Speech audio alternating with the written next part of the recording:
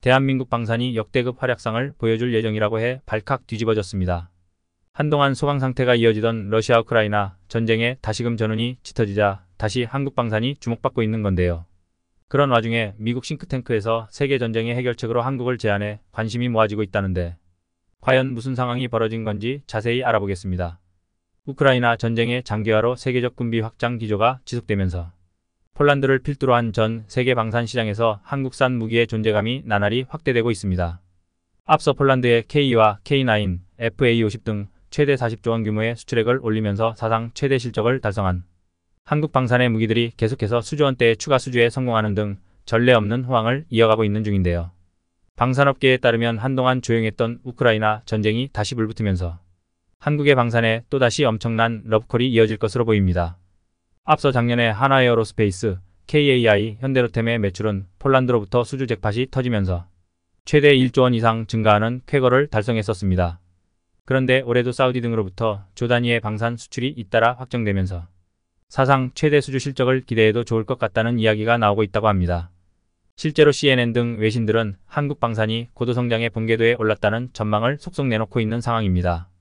그리고 최근 이라크와 사우디의 국방 당국자들이 연이어 방한해 국산 헬기 수리용과 KF-21, 도산 안창호함 등의 운용 상황을 둘러본 것도 이런 분석에 무게를 싣고 있는데요. 이렇듯 최근 한국 무기가 세계 방산 시장에서 전례 없는 특수를 누리고 있다는 사실에는 이견이 없는 상황입니다. 그런데 앞선 영상에서 한국의 유럽 방산 시장 진출로 인해 독일이 크게 망신을 당한 상황이 발생했다는 소식 전해드렸었는데요. 과거 전차 강국으로 불리던 독일의 자존심을 제대로 구긴 사건이 발생하면서 한국이 방산이 더욱더 주목받게 됐다고 말씀드렸었습니다. K에 흠뻑 빠진 폴란드 등 전 세계 각국의 한국산 전차에 대한 러브콜에 이어 이번에는 한국산 포탄이 엄청난 일을 만들어낸 겁니다. 공식적으로 밝혀지지는 않았지만 독일 현지에서는 대한민국의 최대 2조 원에 달하는 천문학적인 돈을 낼 수 있다는 이야기가 나오고 있는 중으로 바로 이 돈으로 한국으로부터 포탄 구매를 할 거란 예측이 나옵니다. 사실 독일은 과거의 영광으로 인해 한국에게 자존심을 굽히지 않으려 버티고 있지만 현실이 따라주지 않고 있다고 합니다. 어쩔 수 없이 한국으로부터 포탄을 대규모 도입해야 하는 상황이 펼쳐지면서 제대로 무릎을 꿇게 됐습니다. 올해 독일은 우크라이나에게 10조 원 규모의 지원을 약속했었는데 대부분 포탄을 구입하기 위한 것으로 나머지를 공급할 여력이 없어 난처한 상황으로 알려졌습니다. 실제로 독일은 우크라이나에게 포탄 18만 발 이상을 공급해야 하는데 최근 우크라이나 전쟁에 다시 전운이 감돌면서 결국엔 한국으로부터 포탄을 대규모 도입해야 할 상황에 놓인 겁니다. 이는 현재로서 한국만이 유일하게 대규모 포탄을 공급할 수 있기 때문으로 독일은 이번에 한국 방산을 인정해야만 하는 진땀 빼는 상황에 처하게 됐습니다. 반면에 대한민국의 입장에서는 한국산 105mm 포탄이 효자 노릇을 톡톡히 할 수 있을 것으로 기대되고 있는 상황인데요. 우크라이나 전쟁의 양상이 작년 하반기부터 우크라이나의 열세로 돌아선 가운데 포병 화력이 부족해 위기 상황인 우크라이나에 가장 필요한 무기체계로 꼽히고 있기 때문입니다. 실제로 대다수의 군사 전문가들은 막강한 화력, 특히 포병 전력을 앞세운 러시아군의 반격에 우크라이나에 대한 서방의 155mm 포탄 공급이 절대적으로 부족해 우크라이나군의 사상자가 속출하고 있다며 한국이 절대적으로 나서야 한다고 입을 모으고 있습니다. 당면한 포탄 부족으로 고전을 면치 못하는 우크라이나의 한국산 105mm 포탄이 구세주가 될 수 있다는 이야기인 겁니다. 그런데 최근 미국 싱크탱크 전략국제문제연구소 CSIS 소속 전문가인 미 해병대 예비역 대령인 마크 켄시언 선임 고문과 크리스 H. 박 연구원이 이런 주장을 강력히 어필해 파장이 일고 있는데요. 실제로 켄시언 고문은 CSIS 홈페이지에 한국산 105mm 포탄이 우크라이나를 구할 수 있을까? 라는 기고문을 올리고 3년째 이어지고 있는 우크라이나 전쟁의 해결책이 한국에 있다고 강조했습니다. 그러면서 작년에 미 행정부가 한국과 협력해 우크라이나에 155mm 포탄 30만 발 이상을 보냈다며 점점 줄어드는 재고로 인해 미국이 한국에게 탄약을 다시 도움 요청을 해야 할 상황에 처해 있다고 밝혔습니다. 다시 말해서 이는 한국이 최종 사용자는 미군이라는 조건 하에 미국에 포탄을 공급함으로써 미국이 우크라이나에 포탄 공급을 할 수 있도록 한 프로세스를 재가동해야 한다는 이야기입니다. 실제로 앞서 한국은 2022년 말 155mm 포탄 10만 발을 미국에 판매했고 이듬해 3월엔 같은 구경의 포탄 50만 발을 대여 형식으로 미국에 제공했습니다. 이런 방식으로 한국산 105mm 포탄을 우회해 지원한 건데 우크라이나의 탄약 부족 해소에 큰 도움이 됐었습니다. 실제로 주요 외신에 따르면 우크라이나 전쟁에서 사상자의 80%가량이 포 사격에서 발생한 것으로 드러났는데 이는 그만큼 포탄의 안정적 수급이 중요하다는 뜻입니다. 현재 우크라이나군은 1207km 전선에서 47만여 명의 러시아군과 대치 중인데요. 해당 전선에 우크라이나가 배치한 포는 모두 350문에 불과한데 특히나 우크라이나 군이 하루에 쏠 수 있는 포탄 수가 2000발밖에 안 될 상황이 심각합니다. 반면에 러시아군이 배치한 야포수는 4000문 이상으로 하루에 1만 발가량을 발사하고 있어 단순 비교만 해도 러시아군은 하루에 5배나 더 많은 포탄을 쏟아 붓고 있는 상황입니다. 이에 우크라이나군은 전선 유지에 매달 최소 7만 5천 발의 포탄이 필요한 반면 러시아는 월 30만 발 이상을 발사하는 것으로 알려졌습니다. 이렇듯 소모전 양상을 보이는 우크라이나 전쟁에서는 특히나 안정적인 포탄 수급이 중요한데 더 많이 쏠수록 유리하기 때문입니다. 하지만 현재 러시아는 300만 발의 비축탄과 별도로 북한으로부터 152mm, 122mm 등 100만 발 이상의 포탄을 넘겨받아 실전에 사용 중인데 반해 우크라이나 탄약 상황은 한국이 나서지 않으면 정말 처참합니다. 개전 이후 미국이 우크라이나에 제공한 각종 포탄 규모가 300만 발 이상으로 파악됐지만 포탄 생산량을 늘리는데 수개월이 소요되기 때문에 우크라이나에 제공할 포탄의 일시적 부족 현상이 발생하고 있는데요. 실제로 미국은 현재 3만 발 수준인 월탄 포탄 생산량을 내년까지 10만 발 이상으로 확대할 계획이지만 현재로서 포탄 공백기를 메워줄 국가가 한국밖에는 답이 없다는 판단이 나옵니다. CSIS 역시 미국의 포탄 증산이 이뤄질 때까지 한국산 105mm 포탄이 개필러 역할을 톡톡히 수행할 수 있을 것이라고 내다봤습니다. 이렇듯 한국이 우크라이나 전쟁의 해결사가 될 수 있는 건 우리의 지정학적 상황과 관련이 아주 깊습니다. 실제로 대한민국은 북한의 안보 리스크에 대응하기 위해서라도 포탄의 필수 보유량을 확보하고 있으며 생산도 꾸준히 하고 있기 때문입니다.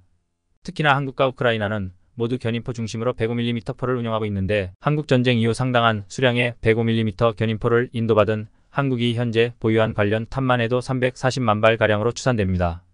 CSIS는 105mm 포탄은 우크라이나가 쓰고 있는 것과 호환 가능하다며 한국의 포탄을 빌려주는 건 대한민국의 국방 태세를 약화시키지 않을 것이라고 전했습니다. 다시 말해서 이는 우리 군이 쓰는 곡사포의 30% 이하가 105mm 포탄을 사용하고 있으며 대부분의 부대는 K9과 같은 155mm 자주포를 쓰는 것으로 전환하고 있기에 105mm 포탄에 대한 의존도가 그리 크지 않다는 겁니다. CSIS는 한국의 105mm 포탄을 대량 사용하고 현재 미국이 생산 중인 155mm 포탄으로 채워넣겠다고 미국이 제안하면 한국을 설득할 수 있을 것이라며 우크라이나 전쟁의 해결책은 한국에게 있다고 강조했습니다. 이렇듯 그동안 대한민국은 북한의 군사적 위협에 맞서 꾸준한 기술 개발과 함께 무기체계 생산을 멈추지 않으면서 언제든 군수 지원이 가능한 그야말로 해결사로 우뚝 섰는데요. 이번 일을 계기로 미국을 비롯해 세계 각국이 한국산 무기를 최적의 대안으로 인식하기 시작했다는 평가가 나옵니다. 이런 와중에 최근 하나에어로스페이스가 유럽 시장 공략을 본격화하기 위해 첫 해외 방산 거점 구축을 추진한다고 하는데요. 우선 그 첫 단계로 폴란드에 R&D 센터를 만들기로 합의했다는데 이를 계기로 메이드 인 나토 전략을 급속도로 추진한다는 계획입니다. 방산업계에 따르면 얼마 전 하나에어로스페이스가 폴란드 정부와 폴란드 현지의 방산 연구 개발 센터를 짓기로 합의했습니다. 이는 하나에어로의 해외 첫 R&D 센터로 앞으로 생산 체계까지 갖춘 방산 거점이 될 거란 전망이 나옵니다. 실제로 앞서 하나에어로스페이스 사장은 폴란드에 R&D 센터를 만들기로 합의하고 이를 준비 중이라며 이런 방식으로 가야 수출이 대폭 확대된다고 밝혔습니다. R&D 센터 착공 시기와 입지 등 구체적인 사항에 대해선 폴란드 측과의 협의가 남아있는 상태로 일단 여기서 만들 품목은 K9 자주포와 레드백 등 지상무기 체계가 될 가능성이 높습니다. 여기에 더해 하나에어로스페이스는 폴란드 정부 측과 폴란드 현지 생산 공장 건설에 대해서도 협상 중에 있는데 이는 모두 하나가 새롭게 추진하는 메이드 인 나토 전략의 일환으로 보입니다. 최근 폴란드와 수출 이행 계약 협상을 얘기 중인 천무 역시 폴란드에서 생산할 수 있는 가능성도 있는 것으로 알려졌습니다. 이렇듯 메이드 인 나토 전략이 본격적으로 시작되면 폴란드 말고도 다른 나라 시장을 겨냥한 추가 수주전에도 활력이 더해질 것으로 보이는데요. 대한민국의 강대한 미래를 향한 끝없는 자주국방을 위하여 구독과 알림 설정 진심으로 감사드립니다. 우리 대한민국이 KF-21 보람의 개발 성과를 갑자기 연속적으로 공개하기 시작했습니다. 전 세계에 보란듯이 KF-21 전투기의 비행 실력을 선보이고 있는데요. 단자기와 폭자기의 편대 비행은 물론 공대지 미사일로 불리는 한국판 타우러스 미사일까지 탑재해 시험 비행하는 모습도 보여줬습니다. 이쯤 되면 KF-21 전투기의 소식이 들려올 때마다 태클을 거는 일본과 중국 그리고 인니 언론들도 두 손 두 발 들고 한국의 항공 전력 수준을 인정할 수밖에 없는 상황이 된 것인데요. 무엇보다도 대한민국은 장거리 공대지 미사일뿐만 아니라 KF-21 전용 공대공 미사일에도 질화 갈륨으로 인해 성능 향상의 수준을 보이게 되었다는 것이 장점입니다. 그동안 틈만 나면 갈륨 비소로우리를 조롱하던 중국은 개발할 수조차 없는 첨단 영역인 5.5세대급 지라갈륨 개발에 성공했다는 소식이 우리나라를 들뜨게 만드는군요. 사실 전투기용 미사일에 탑재하는 지라갈륨 소자 관련 기술은 미국에서도 1급 극비로 다루는 기술인데 말입니다. 개발이 빠르게 성공한 이유는 간단했습니다. 대한민국이 최첨단 반도체 기술력이 군사무기 반도체 개발에도 그대로 적용되었기 때문입니다. 전자통신연구원은 독자적인 연구를 통해 이미 한참 전에 핵심 기술들을 연구해 차세대 지라갈륨 전력을 안전하게 공급해주는 스위치 소자 개발에 성공했습니다. 스위치에 필요한 소자수는 대폭 줄이면서도 출력은 더 높여주는 매우 우수한 방식을 채택했는데요. 기존의 서큘레이터를 대체해 부피는 최대 450배의 무게는 10%까지 줄일 수 있게 되어 총수신을 담당하는 레이더 소자의 모듈 크기를 크게 줄인 것이 한국산이 가진 특징이었습니다. 이러한 가벼운 경량화에다가 140%에 달하는 레이더 중 폭 성능 향상까지 모두 이루겠죠. 최첨단 전투기를 개발할 수 있는 세계 국가의 수는 아무리 많아도 5곳 안팎에 불과합니다. 게다가 한 번에 운영할 수 있는 전투기의 수는 일반적으로 300대가 평균적입니다. 방공이든 대한 타격 임무든 미국산 수입 전투기로는 수가 모자랄 수밖에 없는 전력입니다. 그래서 일각에서는 전투기를 제대로 개발할 것이라면 적어도 250대 이상의 수량을 포함해 해외 수출 수량까지 늘려야 한다고 주장을 펼치고 있습니다. 이 정도는 되어야 독자 작전을 펼치며 대항에서 원활한 작전이 가능하다는 것이죠.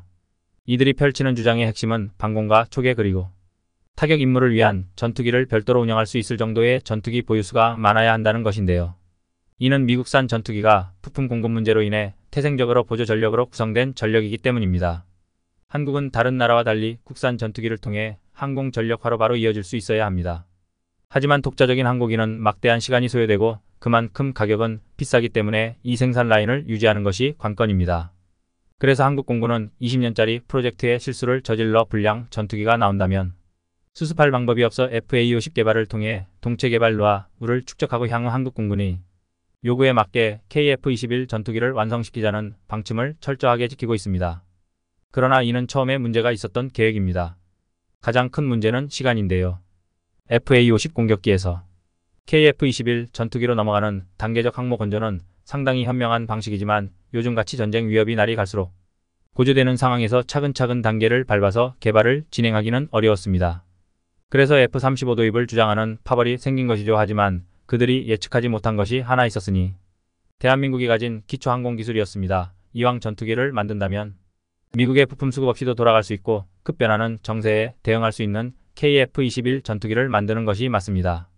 특히 제한된 예산과 경험 부족은 개발 초기에도 큰 문제가 될 수 있다고 말했지만 10년 안에 대부분 문제들이 해결되었습니다. 미국조차도 부족한 부분은 협업 파트 회사에게 설계 노하우를 전수받아 제한된 예산에서 훌륭한 무기를 만들기 위해 노력합니다. 특히 장갑차 부문은 한국과 협력까지 준비하고 있죠. 그런데 과거 KF-21 전투기가 개발에 시작했을 당시만 하더라도 현재 KF-21 개발 상황도는 허풍처럼 들렸을 겁니다. KF-21이 아직 정식 명칭을 부여받지 못해 KF-X라고 불리던 시절 KF-21의 미사일 무장을 두고 많은 비판이 있었을 당시에 비판 내용의 핵심은 KF-21 전투기에 탑재할 부족한 미사일 무장이었는데요. 당시만 하더라도 처음 미국으로부터 약속받았던 공대공 미사일의 통합을 허가받지 못했고 나머지 무장도 독일산 타우러스를 빼면 전부 구식인데 다 그나마 알 수 있는 미사일의 종류도 적어서 다양한 작전 환경에 대응하지 못한다는 것이 지적되었습니다. 이것은 실전 작전에서 문제를 낳을 것이 뻔했죠. 그래서 F-35 도입 찬성파에겐 기껏 국산 전투기를 개발해봤자 보라매는 날아다니는 깡통에 불과할 것이라는 말을 들었는데요. 그래서 화가 난 우리군은 국방과학연구소와 한국항공우주산업이 협력해 항공용 국산 무장을 반드시 개발하는 데 성공할 것이라고 응수했습니다. 하지만 그럼에도 많은 이들은 국산 전투기를 개발하는 것도 어려운데 군사 강국들만 가능하다는 전투기 무장까지 국산화시키는 것이 가능하냐며 반박했습니다. 또한 만들어봐야 시대에 뒤떨어지는 구닥다리가 나올 것이라며 국외를 비롯한 국내 군 관련 전문가들은 한국 전투기 개발 사업을 비관했습니다. 특히 국내에서만 수요가 발생할 수밖에 없는 국산 무장의 생산 단가가 맞을 리가 없으니 미국산과 비교해 가성비 측면에서 압도적으로 밀려 예산까지 낭비할 게 뻔하다는 것이었는데요. 하지만 우리 군이 예상을 훨씬 뛰어넘는 첨단 무기들을 속속 공개하면서 부정적인 여론이 서서히 긍정적으로 바뀌기 시작했습니다. 심지어 실전용 타격기체인 KF-21 실전기체 생산 라인까지 공개되며 국내외 언론들은 한국의 기술력에 놀라워하고 있는데요. 이에 따라 KF-21 보람의 무용론이 순식간에 사그라들었습니다. 무장 탑재와 함께 발사 모습까지 보여주었죠. 무엇보다 보라매가 상상 이상으로 다양한 무장을 장착할 수 있다는 사실이 밝혀졌기 때문입니다. 우리 개발진이 KF-21에 탑재할 수 있는 여러 무장의 개발 계획을 연이어 공개한 것입니다.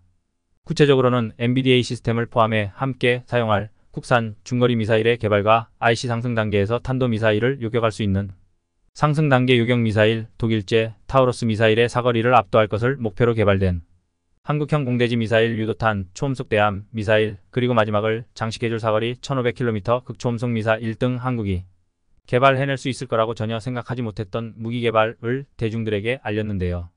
그 중에서도 특히 국산 공대지 미사일에 많은 이들이 관심을 보였습니다. 사실 KF-21 개발 초창기까지만 하더라도 국민들이 알고 있던 KF-21의 공대지 무장은 키트로 개조된 항공폭탄과 65 매버릭 그리고 KPD-350 타우루스가 전부였던 것을 감안한다면 놀라운 발전입니다. 물론 이 무장으로도 충분히 지상 타격 임무는 수행할 수 있었는데요. 하지만 문제가 있습니다. 고성능 미사일 타우루스는 외산인지라 보라매가 무장할 만큼의 충분한 수량이 없었다는 것입니다. 그러한 이유는 단가가 너무 비싸기 때문인데요. 타우루스의 발당 단가는 20억 원이 넘습니다. 이마저도 당시 경영위기를 겪던 타우루스사를 압박해 가격을 거의 반절로 깎아내린 성과였습니다. 하지만 그럼에도 불구하고 타우루스의 가격은 비쌌고 원래 도입 예정이었던 미국산 순항 미사일을 탑재했다면 한 발당 30억 원을 냈어야 했으니 이는 확실히 예산을 알차게 썼다고 칭찬해야 할 정도인데요. 하지만 결론은 타우루스 미사일도 외산 미사일이고 한번 쏘면 그만인 미사일인데다가 일정 간격으로 교체하는 소모품이라는 점을 생각하면 정비 소유 금액도 지속적으로 발생할 수밖에 없었습니다. 그래서 현재 우리 군이 보유 중인 KPD-350 타우루스 미사일의 숫자는 약 260발입니다. 보유량이 260발인 이유는 북군이 유사시 북한에 위치한 700여 개의 핵심 시설을 타격할 때 공군에게 할당된 250개의 표적을 파괴하기 위해 필요한 최소 수량이 250발이기 때문입니다. 그러니까 필요량만큼만 가지고 있는 것인데요. 아무리 우수한 미사일이라도 100%의 명중률을 가질 수는 없습니다. 미사일을 운영하는 항공기가 추락하거나 장비가 오작동하는 등의 여러 문제가 생길 수 있습니다. 뿐만 아니라 목표 방어력이 예상보다 우수해 표적을 파괴하지 못할 수도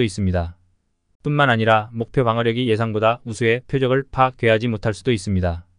공군의 분석에 따르면 오발 등 여러 문제를 고려했을 때 최소 600발의 미사일이 있어야 250개의 핵심 목표를 완전히 파괴할 수 있다고 분석했습니다. 따라서 현재 공군이 확보한 장거리 공대지 및 미사일로는 군이 요구하는 수요를 전혀 충족할 수 없습니다. 그래서 우리 군은 이러한 문제를 해결하기 위해 독자적인 공대지 무기 개발을 새롭게 추진했습니다. 타우루스의 역할을 대신할 장거리 공대지 미사일 천룡을 드디어 개발한 것인데요. 천룡은 타우루스 도입 과정에서 습득한 기술을 이용해 개발됐습니다. 이번에도 여러 무기들과 함께 천룡 미사일의 항공기 분리시험 영상이 일반 시민들에게 공개되면서 개발이 순조롭게 진행되고 있음이 밝혀졌습니다. 천룡 미사일은 사거리가 500km에 달하는 타우루스 미사일을 적극 사용하면서 동시에 경영화에 성공해 타우루스보다 100km 대긴 600km의 사거리를 확보했는데요. 이 정도면 대전에 출격한 우리 전투기가 북한 전역을 타격권에 둘 수 있습니다. 심지어 탄도 중량은 바뀌지 않아 수십 미터의 철근 콘크리트를 뚫고 적의 지하 벙커를 파괴하는 타우루스의 막강한 위력을 그대로 갖췄습니다. 1차 양산 발당 가격은 타우루스와 비슷한 20억 원 내외인데 수출이나 추가 생산을 통해 단가 하락이 가능합니다. 또 유지보수와 전시 추가 생산에서 큰 이점을 가지는데 요구는 1차 양산분 210발을 확보한 뒤 문제가 없다면 추가 사업으로 필요 수량인 600발을 확보할 계획입니다. KF-21의 양산이 마무리될 2032년까지 KF-21에 탑재할 충분한 수량의 장거리 공대지 미사일을 생산할 수 있을 것입니다. 이처럼 자국에 노후된 전투기를 교체하기 위해 성능이 좋으면서도 훌륭한 기체로 정작 최근 개발이 거의 완료되었고 빠르면 3년 내에 실전 배치가 완료될 KF-21 전투기를 인도네시아 측은 분담금 문제로 전부 포기해버린 상황. 인도네시아는 오래전부터 재래식 무기보다 진정으로 원했던 전략 자산이 있습니다. 바로 돈 주고 살 수 있는 최고 성능의 스텔스 전투기들이었지만 자신의 발로 차버렸습니다. 이어서 한국과 협력해 공동개발에 나서고 있는 인도네시아 측에서 너무 많은 비용이 든다며 소극적으로 나서고 있는 가운데 첨단 과학기술 강국인 한국과 전투기 개발을 함께해야 한다는 폴란드 국민들의 주장이 현지에서 많은 공감을 얻고 있는 상황입니다.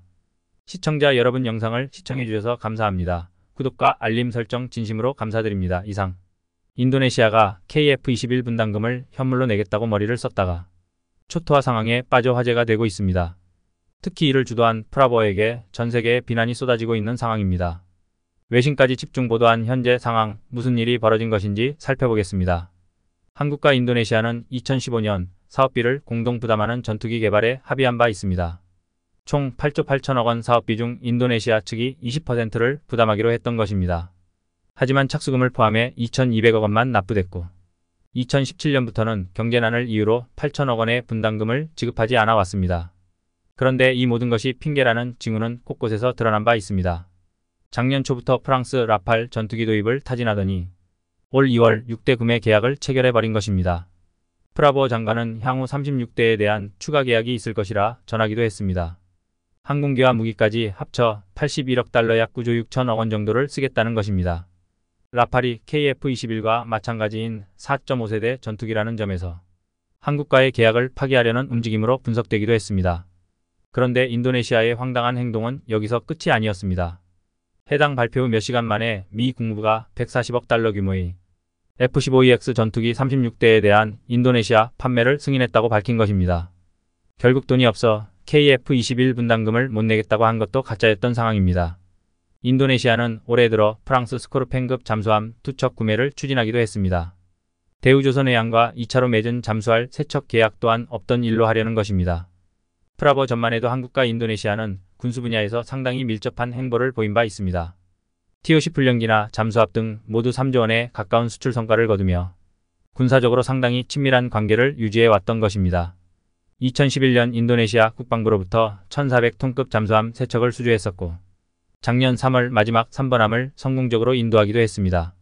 2019년 3월에는 추가 잠수함 계약을 맺기도 했는데 당시 인도네시아 국방장관 라주툰은 한국의 깊은 애정을 드러내던 인물입니다. 하지만 프라보가 국방장관이 된 후 계약금 납입 등 어떤 진행도 되지 않고 있습니다. 이는 조코이 대통령과 프라보의 불편한 관계 때문이라는 해석입니다. 2019년 4월 조코이 대통령은 득표율 55.5%로 재선에 성공한 바 있습니다.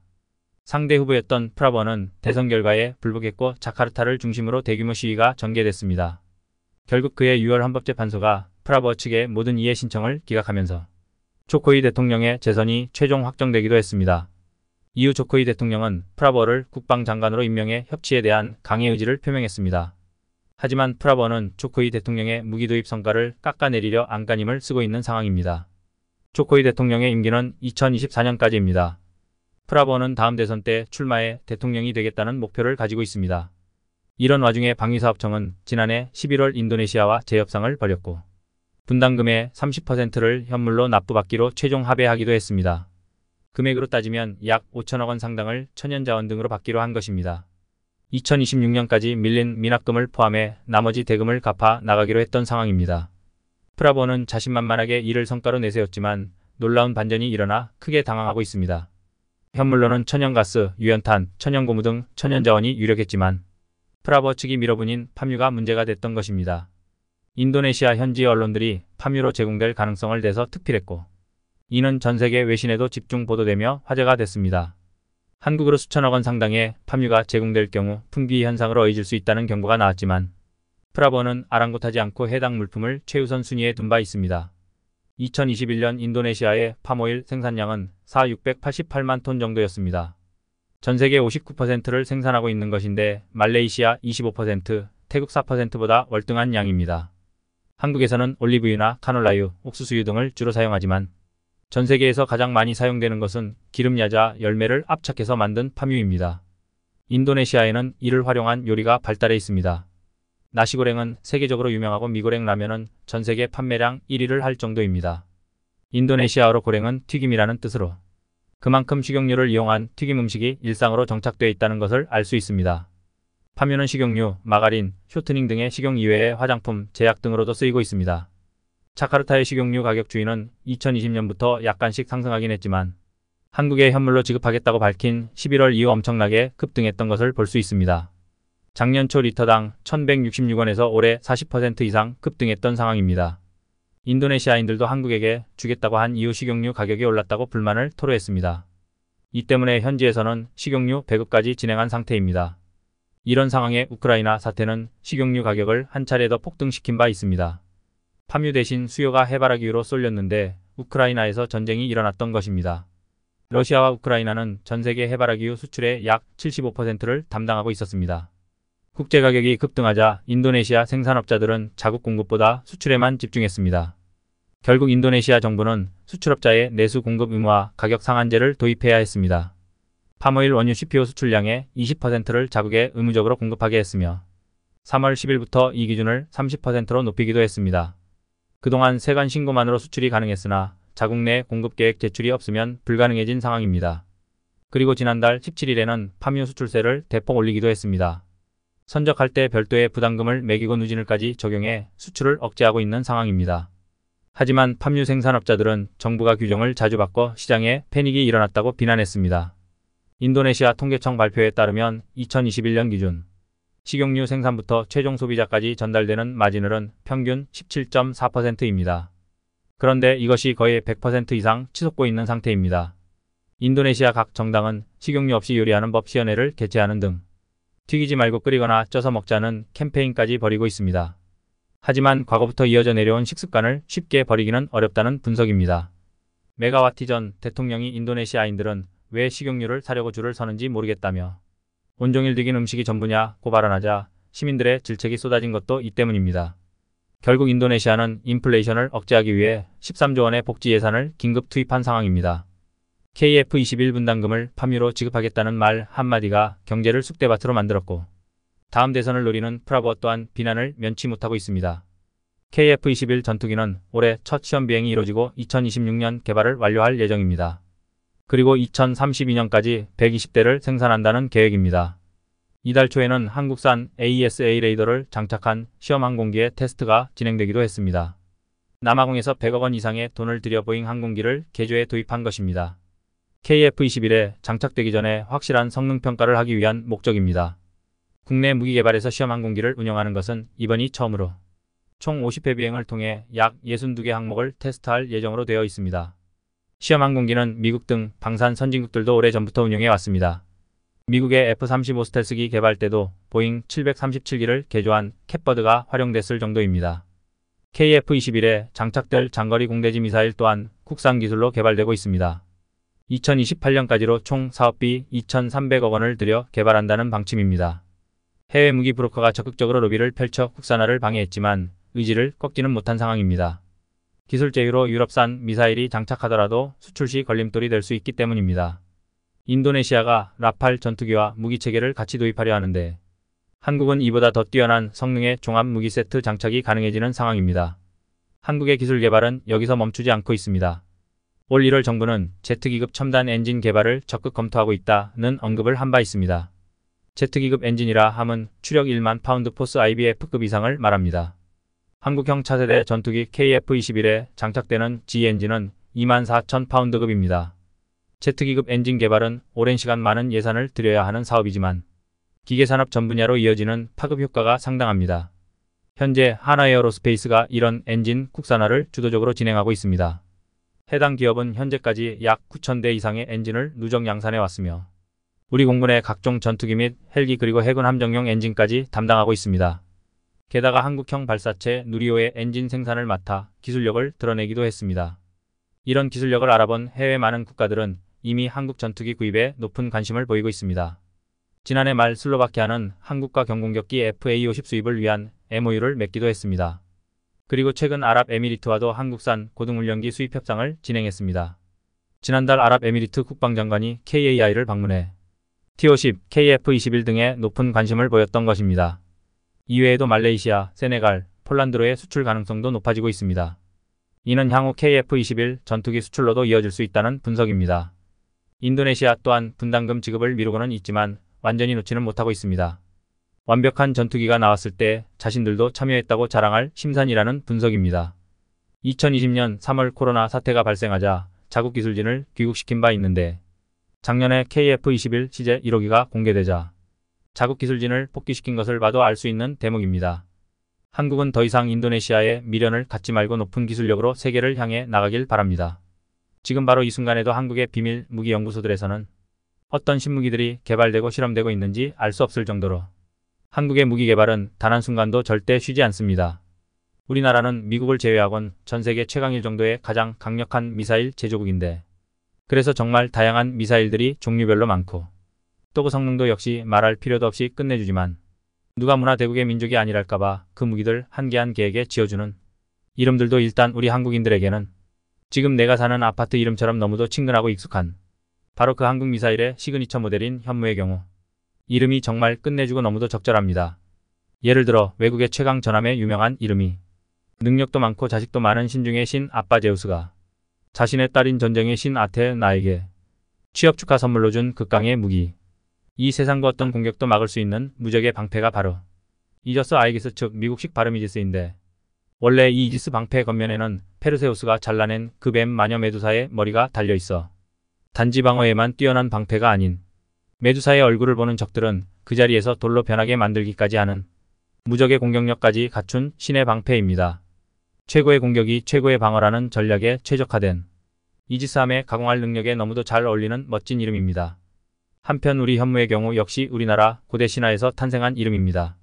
절대적인 공격력을 가졌다고 전해지는 신화 속 사신수 중에서도 가장 강한 우두머리 괴수로 거북이와 뱀이 동시에 돌을 깨우치는 순간 마치 스타에서 하이템플라 누리결 합하며 소환되는 이 뱀과 거북이는 한 몸이 되며 비로소 끝판왕 괴수 현무가 탄생하게 되는데 그래서 현무는 극강의 방어력을 뜻하는 거북이의 몸에 가장 치명적인 독을 가진 뱀의 머리가 더해진 괴수로서 평소에는 차분하고 침착한 데다 매우 지혜롭기까지 하지만 일단적과 싸울 때에는 돌연 강력한 냉기와 토끼로 내뿜으며 자비 없이 공격해서 마지막까지 적을 완전히 괴멸시켜버리는 무시무시한 전설 속 괴수로 우리 현무 미사일의 강력한 파괴력과 정확도를 떠올려보면 너무도 잘 지은 더없이 찰진 네이밍이라고 볼 수 있습니다. 그의 바다를 통해 들어오는 적들에게 선물하는 미사일들의 이름은 비교적 가벼운 경어뢰의 경우는 청상어, 군함에서 발사되어 바닷속 깊숙이 숨어있는 적 잠수함을 공격하는 대잠 미사일의 이름은 홍상어, 그리고 우리 장보고 또는 손원 1급 잠수함에서 발사되어 거대한 적 군함도 한방에 침몰시킬 수 있는 그 길이만 6m가 넘는 한국형 대형 어뢰의 이름은 바로 백상어입니다. 끝으로 하늘에서 공격해오는 적들을 상대할 때에는 활의 민족답게 궁이라는 이름을 붙여줍니다. 제블린처럼 병사가 직접 들고 쏘는 지대공 미사일의 경우 신궁이라고 불리고 그것보다 좀 더 심각한 하늘에서 날아오는 적 전투기들이나 고성능 미사일을 격추시킬 때에는 바로 이천궁이라는 끝판왕 무기를 사용하는데 이천궁은 미사일 강국인 한국이 최근 개발한 모든 미사일 가운데서도 가장 최신 모델 중 하나이며 세계 최강 미국도 경쟁하기 힘들 정도의 성능과 정확도 그리고 물론 코리안 특급 가격 경쟁력까지 보유한 전세계 지대공 미사일계의 최고 명품입니다. 천궁은 우리가 보통 패트리어트 미사일이라고 한국어로 직역하면 애국 미사일의 한 종류인데 원래는 적 전투기와 미사일들에 대항해 미국의 땅을 방어하기 위해 개발된 방어 미사일의 한국형 모델이라고 보면 쉽습니다.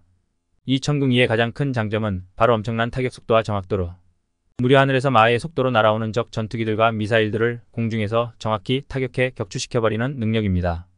일단 발사가 되고 나면 목표물을 향해 날아가는 속도가 무려 마하 4.5 즉 시속 5,500km에 달하고 사정거리도 40km가 넘는 데다 현재까지 치러진 모든 시험에서 그 명중률이 무려 100%에 달하는 진짜 명품 미사일입니다. 사실 이 천궁포대는 말하자면 바퀴 달린 이지스함이나 마찬가지여서 북한에서 아무리 많은 미사일을 만든다고 해도 또 아무리 많은 미사일을 우리 쪽으로 발사한다고 해도 이 천궁 2만 충분히 배치가 되어 있다면 그중 대부분의 공격도는 전부를 막을 수 있는 너무도 강력한 방어체계입니다. 그런데 현 시점 전 세계에서 이런 천궁 2의 방어력이 가장 절실한 국가는 우리나라 외에도 바로 빈살만의 사우디가 있습니다. 그런데 이 사우디의 경우 지금 상황이 좀 많이 안 좋은데 후티 반군이라고 불리는 정말 내일이 없는 것처럼 막 나가는 그리고 미국과 사우디에게 정말로 적대적인 무시무시한 이슬람 무장단체가 활동 중인 예멘과 아예 국경이 붙어 있는 데다 특히 그 수천조 원짜리 정유시설들도 후티의 공격에 거의 무방비로 다 노출이 되어 있고 또 실제로 지난 2019년에도 후티 반군이 예멘에서 자폭 드론들을 날려 사우디의 정유시설들을 폭격해 엄청난 피해를 입히기도 했고 거기에 더해 2022년에도 사우디의 수도 리야드에 미사일을 쏴 폭격을 한 적도 있었을 정도로 사우디는 지금 폴란드가 평야에서 싸울 대량의 기갑 무기들이 절실히 필요한 것처럼 그 어느 국가보다 최첨단 방공 무기가 절실한 상황입니다. 바로 그런 상황에서 최근 사우디의 빈살만이 우리 천궁이를 그것도 확실히 아저씨가 워낙 돈이 많다 보니 무려 10개 포대나 되는 엄청난 수량을 한꺼번에 구입해버린 것입니다. 금액으로는 우리 돈 약 4조 2천억 원이 넘는 그런데 아마도 조만간 이 액수는 훨씬 더 늘어날 것으로 현재 예상되고 있는 이유가 일단은 후티 반군의 공격에 대항해 사우디 전체 지역을 방어하기 위해서는 이번에 구입한 물량의 최소 3배 이상은 필요하기 때문이며, 또 한 가지 이유는 사우디와 이 쇼핑 플렉스 부분에 있어서 항상 자존심 경쟁을 하고 있는 아랍에미리트 역시 2년 전인 2022년에 우리 천궁이를 비슷한 규모인 약 4조 원대 구매한 적이 있어 이번에 사우디가 4조 원 쇼핑을 하며 둘의 천궁 구매 레이스가 본격적으로 막이 올랐다고 볼 수 있기 때문입니다. 두 나라 다 나라 안에 보호할 게 아주 많아 국방비를 엄청나게 지출하는 나라인데, 그동안은 다 미국산을 구입했다가 최근부터는 이제 한국산으로 깔맞춤하여 쇼핑을 시작한 상황으로 일단 큰 형님 아랍에미레이트가 먼저 4조 원을 플렉스한 것에 중동의 새로운 보스 반살만이 일단은 간보기용으로 같은 4조 원으로 응수를 한 것이기 때문에 이응재는 여기에 대해 다시 아랍에미레이트가 답을 할 차례로 우리로서는 매우 고니와 아기가 생각나는 그 팝콘 냄새가 진동하는 뜨거운 선상 한 판이, 그리고 앞으로 우리 천궁이의 중동 수출 전망이 너무도 밝은 또 다른 이유는 만약 천궁이에게 경쟁자라도 많았더라면 우리 천궁이의 입지가 지금처럼 확실하지 못했을 텐데, 현재 전세계 지대공 미사일 시장에서 우리 천궁이와 같은 성능을 지닌 무기는 딱 미국과 러시아밖에 없는 상황으로, 그런데 최근 들어 사우디가 미국과 관계가 몹시 나빠져서 미국 대신 러시아와 중국과 친하게 지내고 있는 상황이기는 때문에, 그래서 예전처럼 미국 무기를 대량으로 구입하기도 뭐하고, 또 그렇다고 갑자기 생뚱맞게 러시아 무기를 구입하는 것도 굉장히 찜찜한 데다 모름지기 우리 빈살만 형님은 매우 정상적인 사고를 하는 사람이기 때문에 절대로 중국산 무기는 구입할 리가 없어. 그래서 남은 옵션은 사실상 우리 한국 무기밖에 없는 상황입니다. 그리고 우리나라 무기들은 그동안 그들이 수십 년간 구입해온 미국 무기들과의 호환성이 마치 혈액형까지 똑같아 서로 부품을 수혈해줄 수 있을 정도로 무슨 배달은 쌍둥이 형제들만큼이나 찰떡으로 너무도 잘 맞는 데다 육해공 모든 무기들이 필요에 따라, 예산에 따라 또는 취향에 따라 풀세트로 전부 완벽하게 구비가 되어 있는 미국 제외 유일한 나라인데, 더해 그 화성 같은 사막 극한의 환경에 던져놓아도 고장도 불평도 없이 묵묵히 완벽하게 자기 임무를 수행해내는 그런 극한 직업 전문 무기들이 바로 또 우리나라 무기들이기 때문에, 아마 앞으로 사우디는 그리고 아랍에미레이트와 카타르 등 수많은 중동 국가들은 단지 천궁이와 같은 방공형 미사일들 외에도 점차적으로 육해공 모든 무기들을 아마 우리 한국산으로 깔맞춤하여 구입하게 될 확률이, 안 그래도 지금 바로 이 순간 사우디는 우리나라 관계자들과 천궁 2추가 구입 외에도 KF-21과 최신형 한국 잠수함들을 구입하는 것에 대해 긴밀히 협상을 진행하고 있는 상황으로 남은 올해 동안에도 우리 무기들의 추가 중동 수출 뉴스가 나올 확률이 현재 매우 높은 상황입니다. 혹시 지난 주말에 올라온 한국 돌쇠 영상 못 보신 분들 계실까봐 짧게 안내 말씀드립니다. 현재 매우 특별한 할인 행사가 진행 중입니다. 남자의 그 능력에 정말 너무도 좋은 최고의 제품이자, 그래서 벌써 100만 포가 넘게 팔린 초대박 상품.